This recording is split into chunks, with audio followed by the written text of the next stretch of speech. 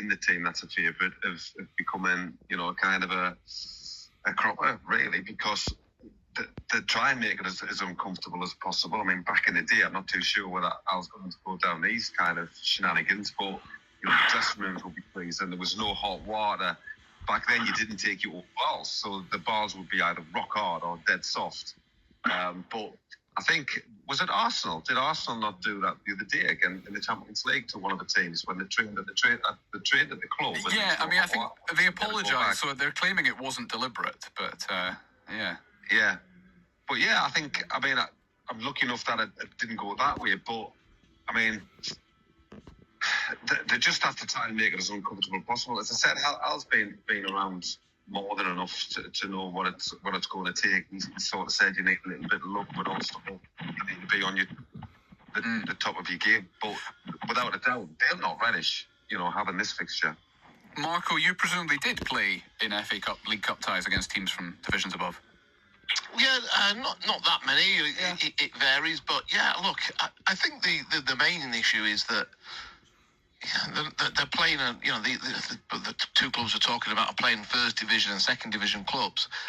The gap between the players isn't that much. It's not. The gap to the Premier League is obviously a huge one, and probably the top teams in the Championship. But I think I'm sure they'll be looking to try and just make that gap smaller by little bits and pieces. But all these players have been through academies. All these players many of them have played league football, and many of them have aspirations to get back to league football. Hopefully with the club they're at the moment. But so I don't think it's not a huge gap, and hopefully they can make advantage of that. Is that fair, Alan? You have to say it's not actually that big. You've talked already. There are better players in the AFC Wimbledon squad. That's why they are in League One. That's why they're plying their trade in League One. But you can't have that attitude, yeah.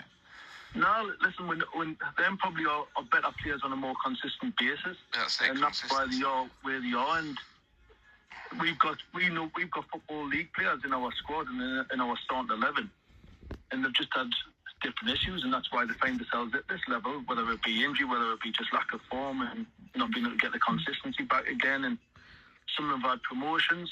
So we know what we've got in the squad, but these lads that we're coming up against are big physical athletes now, and I think we've watched a hell of a lot of Wimbledon games there, and I think that's going to be the biggest test for us, is the physicality part of it, because we do like to get the ball down and play our style of football, which Gates have been renowned of for the last few years. So that's going to be the difficult part, dealing with the physicality. But again, we've done that reasonably well this year.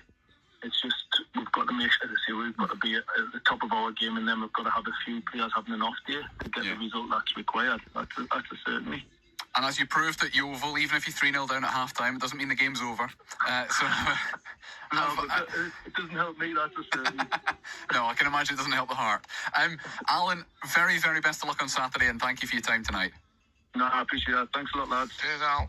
Thank you very much indeed then, Alan Armstrong, the Gateshead manager there. So they are away at AFC Wimbledon on Saturday in the first round of the FA Cup, and then South Shields at home to Shrewsbury, 12 o'clock kick-off that one on Sunday. We will return. I'll read a few of the text messages out in just a minute, and then we'll return to the fill-in-the-blanks question. It is already 7 minutes to 8.